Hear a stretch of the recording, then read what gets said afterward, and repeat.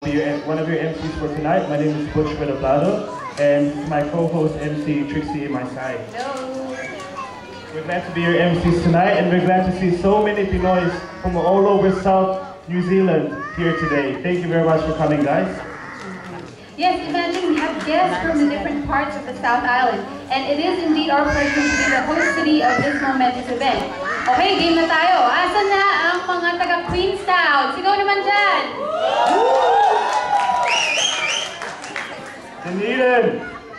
Dunedin, wala? Nelson! Oh, Namin! Oamaru? Timaru? Temuka! CEC? Nabingi ako dun. Geraldine? And Southland. Okay, so this fellowship night tonight is a two-day culmination of an event called the South Island Sports Fest. It's been running for 2 years now, and we're privileged to have the host organization or the main organizer with us here tonight. That's right. This event is being brought to us by the Pinoy Cantabrian Sports Club Incorporated, headed by our able and energetic doctors, Dr. Len Redoblado and Dr. Rose Ruiz. Now, to know more about the mission and vision of the organization, let us watch this short audio-visual presentation. Kay Makita. Can we turn on the lights? I want to see the explosion. Ang dami-dami yan. Wow. So, very, very happy. Okay. Look at you guys. It's so plenty. Magandang gabi sa inyo lahat. And, Ma, meron ka pa bang energy? Yeah, 3 nights walang tulog, halos walang kain, pero worth it because I think we're all happy that this happened. Plus a bonus because we got the Philippine ambassador spend this weekend and With us here. this stuff as well.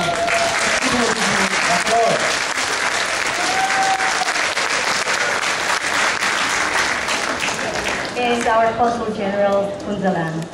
Thank you, Kunzalan. Diba ang swerte-swerte natin? Nandito sila. Okay.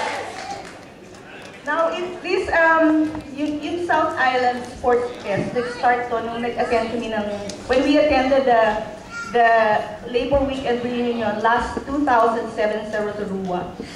And, First time. Yeah, for the first time we attended, and we brought around 50 players to verse them. So unfortunately, lahat talo yung game.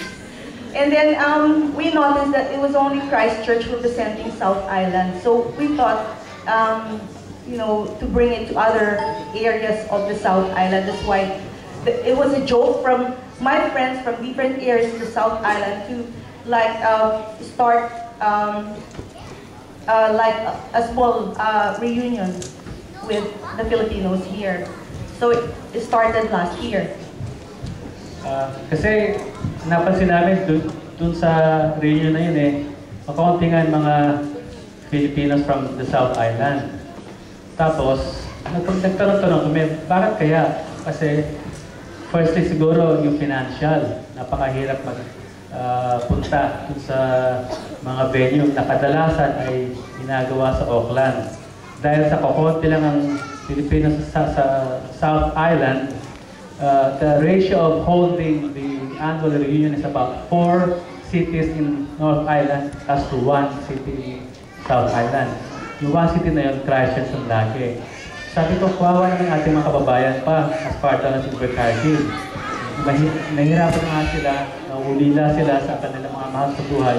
Hindi pa sila nakakatamasa ng kaligayahan at pagsasama-sama ng Fiestang Pinoy na siyang namin na-experience yung unang-una sa Rotorua. So sabi ko, Ma, bakit di natin dalhin sa kanila? Kung di sila makapunta sa mga palahok na ito, sa mga reunion na ito, tayo magdala sa kanila. Kaya ito po, karoon ng first South Island Pinoy Sports Fest and Reunion last year. So, second year na to, and very, very successful. So, this afternoon, I was talking to the ambassador. Sir, sabi ko, pwede bang, kasi may North Island and may South Island, mas maganda siguro magkaroon ng parang tournament ba? Parang may preparation South Island, may preparation ng North Island. North versus the South Island, Pero, Pinoy. tatanungin natin si Ambassador kung papayagan tayo. Sabi ko ng Ambassador, kan. Ano spot po? Kasi nakita namin ngayon, napakadaming mga talented na players ang Pinoy sa South Island. Eh, ang Auckland at yung nasa North Island, talagang established na sila. Pero kaya natin labanan ng mga yun, di ba? So, una sa lahat, gusto kong pasalamatan ng ating mag-asawang mga doktor, Dr. Lynn and Dr. Rose. I would like to congratulate you for the effort that you have put in this. Umayan ko nga kayo dalawa. Nasa natin lahat, mga kaibigan.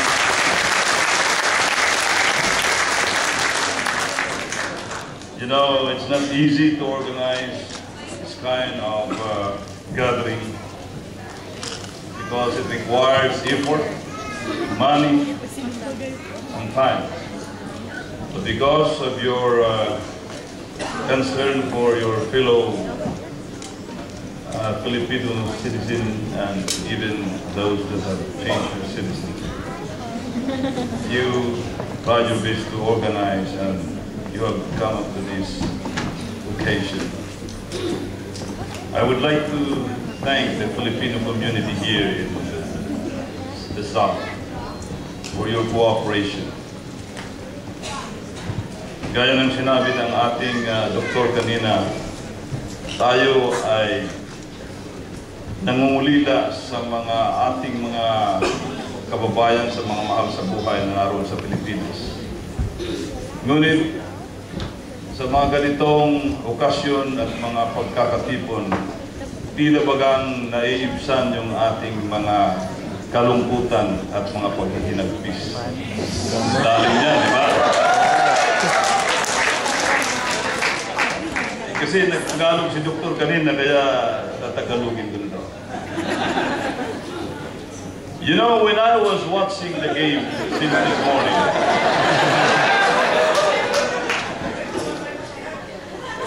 I can have a mixture feeling. Naroon yung aking pagpalakpak, pagsigaw, at naroon din yung aking pagkalungkot sapagkat tinitingnan ko yung natatalo.